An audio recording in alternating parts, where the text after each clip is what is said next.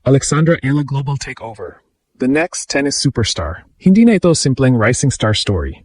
Ito na ang simula ng global takeover ni Alexandra Ayala. Habang maraming young stars sa tennis ang sinusubukang makapasok sa spotlight, si Alex, parang biglang sumabog ang pangalan sa buong mundo. Sa Italy, America, Middle East at Europe, hindi na lang basta Filipina prospect ang tingin sa kanya. Unti-unti na siyang tinatawag ng international media bilang isa sa pinaka-dangerous young players sa WTA Tour. At ang mas nakakagulat, nangyayari ito habang 20 years old pa lang siya. Sa 2026 season, sunod-sunod ang malalaking performances niya laban sa elite competition. Umabot siya ng top 30 noong March bago manatiling nasa top 50 range ngayong clay season. Bagay na dati halos imposibleng maabot ng isang Southeast Asian tennis player.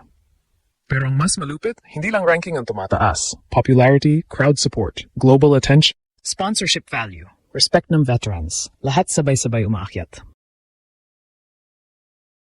Sa Italian Open, kahit natalo siya kay Elena Rybakina, maraming foreign analysts ang nagsabing kitang-kita ang future superstar potential niya sa clay. At ngayon, habang papalapit ang French Open, nagsisimula ng mabuo ang isang nakakabinging tanong sa tennis world. Paano kung si Alexandra Ayala na talaga ang susunod na global face ng Asian tennis? Dahil sa totoo lang, hindi na ordinaryong Pinoy pride ang nangyayari rito. Parang may bagong international phenomenon na unti-unting ipinapanganak at Pilipina ang nasa gitna nito. Nakabaliw isipin? Ilang taon lang ang nakalipas, si Alexandra Ayala ay junior champion pa lang na pinapangarap makapasok sa pinakamalaking tournament sa mundo. Ngayon, siya na mismo ang isa sa pinaka-pinapanood na batang atleta sa women's tennis. At hindi ito hype lang. May resibo. Sa 2026 season pa lang, sunod-sunod na niyang napatunayan na kaya niyang makipagsabayan sa pinakamalaking pangalan sa WTA Tour. Umabot siya sa career high na world number 29 nitong March 2026, ang pinakamataas na ranking na naabot ng isang Filipina sa kasaysayan ng WTA. Isipin mo iyon. Sa sport na traditionally dominated ng Europe at America, isang batang Pilipina mula sa Quezon City ang biglang sumingit sa elite conversation. At doon nagsimulang mag-iba ang tingin ng buong mundo sa kanya. Hindi na lang siya cute underdog story. Hindi na rin simpleng future prospect. Ang tingin sa kanya na ngayon, legitimate future Grand Slam contender. Sa Indian Wells, nagulat ang international audience nang talunin niya si Coco Gauff matapos mag-retire ang American star habang kontrolado ni Alex ang laban. Sa Dubai naman, nakaabot siya ng quarterfinals laban sa stacked field. Sa Miami at Rome, muli niyang ipinakita na kaya niyang manalo sa pinakamalalaking stage. Pero ang pinaka-importanteng pagbabago, aura, presence. Yung dating simpleng young player na tahimik lang sa tour, ngayon sinusundan na ng media, fans at analysts. Sa Italy mismo, kapansin-pansin ang suporta ng crowd kay Alex. Maraming Pilipino ang dumadagsa sa kanyang matches, pero pati foreign fans nagsisimula ng maging invested sa kanyang journey. At dito nagsisimulang maging delikado ang trajectory niya. Kasi sa tennis, hindi sapat ang talent lang. Kailangan may star power. Yung tipong kapag nasa court ka, may energy na nararamdaman ng buong stadium. At iyon mismo ang unti-unting nabubuo kay Alex Ayala. Lalo pang lumakas ang global narrative nang magsimulang ikumpara siya ng international media sa ibang breakout stars ng WTA. Hindi dahil pareho sila ng laro, kundi dahil pareho silang may ability magdala ng bagong market sa tennis. At para sa tennis world, napakalaking bagay noon. Dahil ang Southeast Asia, halos wala pang naging permanent global superstar sa women's tennis era. Kaya habang papalapit ang Roland Garros, parami ng parami ang naniniwala na baka si Alexandra Ayala ang unang tunay na global tennis icon na manggagaling sa Pilipinas. At ito ang pinaka-nakakatakot para sa ibang players sa WTA Tour. Parang hindi pa nga fully developed ang final form ni Alexandra Ayala. Habang tumatagal, lalo pang lumalalim ang laro niya. Mas gumaganda ang movement, mas tumitibay ang serve, mas nagiging fearless sa long rallies. At higit sa lahat, mas lumalakas ang confidence niya laban sa elite competition. Dati, kapag kaharap niya ang top 10 players, parang learning experience pa lang ang tingin ng tao. Ngayon, maraming veterans ang ayaw na makaharap siya ng maaga sa draw. Dahil alam nilang kaya silang gulatin ni Alex anumang oras. At may dahilan kung bakit. Hindi lang kasi talent ang dala niya sa court. May kakaiba siyang composure na bihirang makita sa batang atleta. Kahit nasa hostile crowd, kahit malaking pangalan ng kalaban, bihira mong makita si Alex na nagpapanic.